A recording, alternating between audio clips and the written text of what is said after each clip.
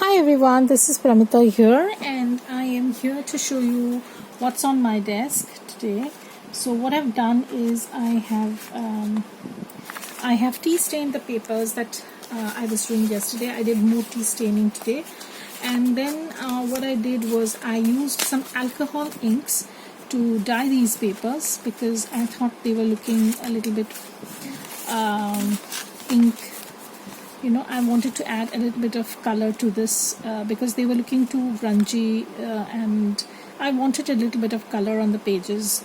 And now I'm going to add another coat of tea staining. But this time I'm going to use the spritzer. This is a repurposed perfume bottle, and I have just I have a very concentrated tea solution inside. You will see how I spritz this along.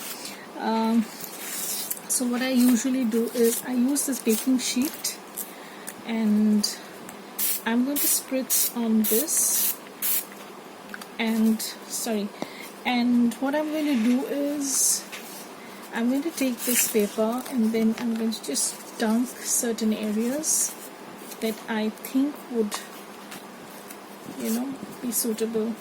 You can directly spray on the page, but I tend to do it this way also. So you can spray it on the page itself, but this gives a little bit more dimension to your staining. So what I do is I just spritz a little bit, then I'm going to take this paper, dunk this. I'm just dunking sections. I just don't want this whole paper to look grungy, and choose however I want this. So I can go on with another. I can mop this off. So this is the second layer of tea staining, you can say, just to add a little bit of dimension. So I might add a little bit here, and this I'm going to let this dry, drip this a little bit, and then I'm going to let this dry. So I'm just staining these papers. I also do the direct way. You can do it directly. It's going to look like this. So now you can mop up this. So you can mop up this solution that you have over here with another piece of paper and spray on that.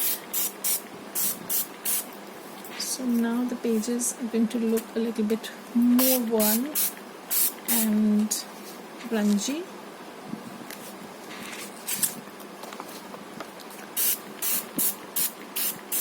So when I'm making journals, I generally tend to plan 2 or 3 at a time, so that when you're tea dyeing some pages, you can do them all at once.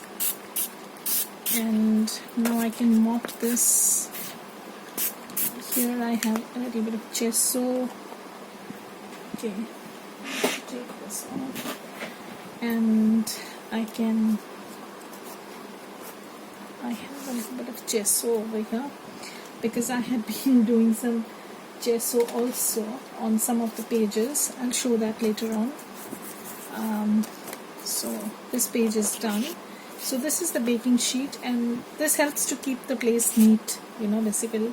So I can do that, and I can also stain some envelopes that I can use. You can do that at the same go and let this dry. So I'm just going to let this dry. So I'll just stain 2 envelopes and we'll see how these dry. So you can do stuff like this. You know that you're going to use in your journal, and these are very flimsy, so I don't want to bake them. I just want to let them dry just like that. So this is what I'm doing today, and I've just shown you a very brief glimpse, and tomorrow maybe I'm going to do more details into how I am going to work on these pages as well as the other ones. So bye everybody, see you tomorrow.